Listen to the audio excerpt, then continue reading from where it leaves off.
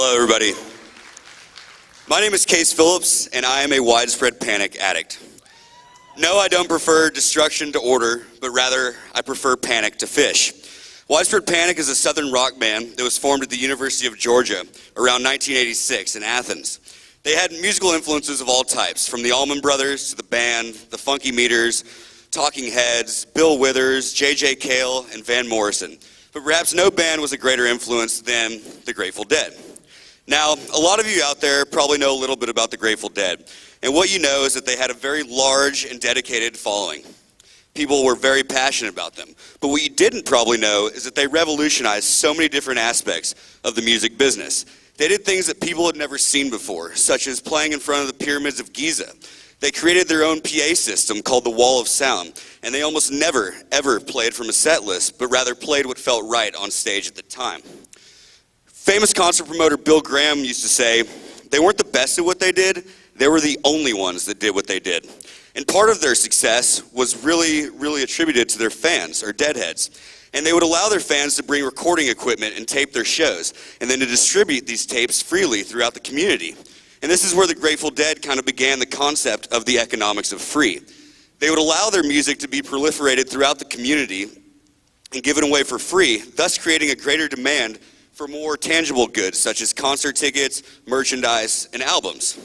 Well, let's fast forward to 1985. A guitar player named Michael Hauser was introduced to a guy named John Bell. And in the same vein as the Grateful Dead, they created a band where they would allow people to tape and trade shows freely. They would always go at least 3 shows without playing the same song, and they would never play the same show twice. This free-form economic policy, as well as this unpredictability, has turned them from a 4-piece local Athens outfit to a 6-piece national powerhouse, holding sellout records in Atlanta, Georgia at Phillips Arena, as well as Red Rocks in Colorado. My addiction began in the summer of 2002, and this is the first set list that I ever saw. There's supposed to be a picture of a really fat guy with a panic tattoo on his back and his butt crack hanging out. However, this kind of kills my slide.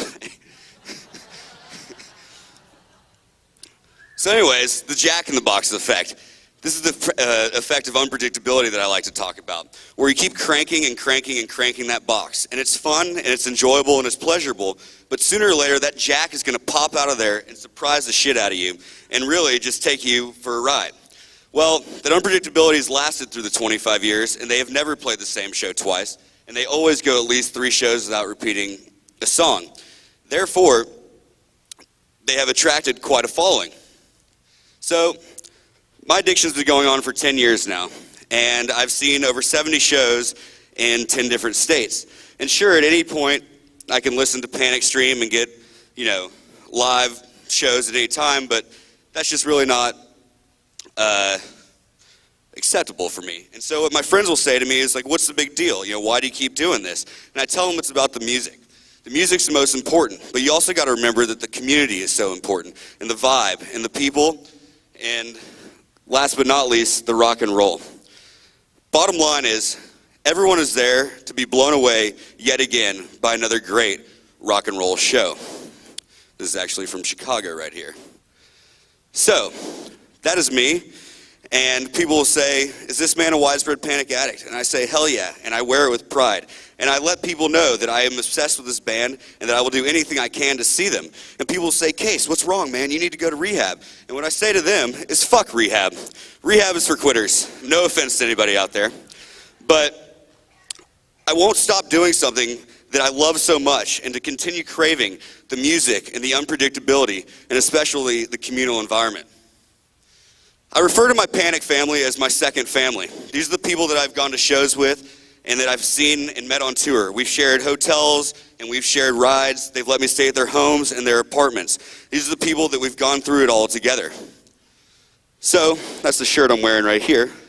But the reason I'm coming up here and talking to you is to really go out there and find a community like this and to find your addiction. And not just a passion, but really an addiction. And please make it a healthy one. But a passion is something that you love. An addiction is something that you have to have, and something that you're so passionate about that you can't possibly live without. And the most enjoyable thing about it for me is really being a part of something that is greater than myself. My name is Kace Phillips, and I'm a widespread panic addict.